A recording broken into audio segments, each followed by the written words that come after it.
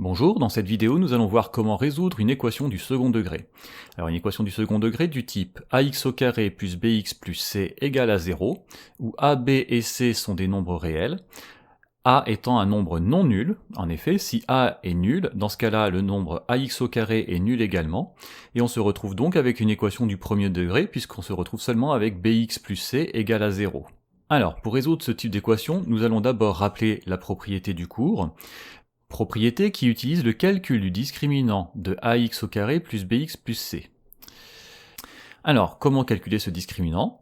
Alors ce discriminant il s'appelle delta, et on le calcule à l'aide de la formule b au carré moins 4ac, où a, b et c sont les coefficients de notre polynôme. Si ce discriminant est strictement positif, dans ce cas-là, notre équation possède deux solutions. On les appelle souvent x1 et x2. Alors dans ce cas-là, la première solution x1 est égale à moins b moins racine carrée de delta sur 2a, et la deuxième solution x2 est égale à moins b plus racine carrée de delta sur 2a. Vous avez dû voir ça dans votre cours. Si delta est égal à 0, dans ce cas-là, l'équation possède une seule solution qu'on appelle souvent x0, et qui est égale à moins b sur 2a. Et enfin, si delta est strictement négatif, dans ce cas-là, l'équation ne possède aucune solution réelle. Regardons tout de suite trois exemples. Le premier exemple, on va résoudre 3x au carré plus 2x plus 7 est égal à 0. D'après notre propriété, la première chose à faire, c'est de calculer le discriminant du polynôme 3x au carré plus 2x plus 7. Donc c'est ce que l'on fait. B vaut 2, donc b au carré, ça nous donne 2 au carré. Et a vaut 3 et c vaut 7, donc moins 4ac, ça nous donne moins 4 multiplié par 3 multiplié par 7. Donc on ne fait que remplacer b, a et c par leurs valeurs dans notre exemple. En faisant le calcul, on trouve que delta est égal à moins 80. On se retrouve donc dans la troisième situation qui est ici. Delta est strictement négatif, donc notre équation ne possède aucune solution.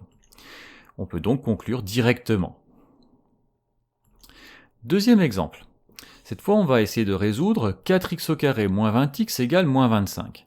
Alors la première chose qu'il faut remarquer ici, c'est qu'on n'est pas dans une équation du même type que celle que je vous ai présentée dans la propriété qui est ici, ou dans le titre. Pourquoi? Tout simplement parce que ce que vous avez appris à faire en cours, c'est résoudre des équations du type ax au carré plus bx plus c est égal à 0. Or ici, le deuxième membre de l'équation n'est pas égal à 0, il est égal à moins 25. Donc déjà, il faut réussir à se ramener à une équation dont le second membre vaut 0. Pour faire ça, ce n'est pas très compliqué, il suffit d'additionner 25 des deux côtés de notre égalité. En additionnant 25 dans le membre de gauche et dans le membre de droite, à gauche ça va nous donner 4x au carré moins 20x plus 25, ce que je vous ai écrit ici, et à droite on a moins 25 plus 25, ce qui nous donne 0. Donc voilà l'équation qu'il nous faut résoudre maintenant, qui est équivalente à l'équation qu'on nous a demandé de résoudre au départ. Puisque les deux équations sont équivalentes, elles ont les mêmes solutions. On va résoudre cette équation-là en utilisant la propriété vue ci-dessus. On calcule d'abord le discriminant. Alors, b vaut moins 20, donc b au carré vaut moins 20 au carré. A vaut 4 et c vaut 25, donc moins 4ac, ça nous donne moins 4 multiplié par 4 multiplié par 25. Et en faisant ce calcul-là, on trouve 0. On se retrouve donc dans la deuxième situation où delta est égal à 0. Donc l'équation possède une unique solution qui est x0 est égal à moins b sur 2a.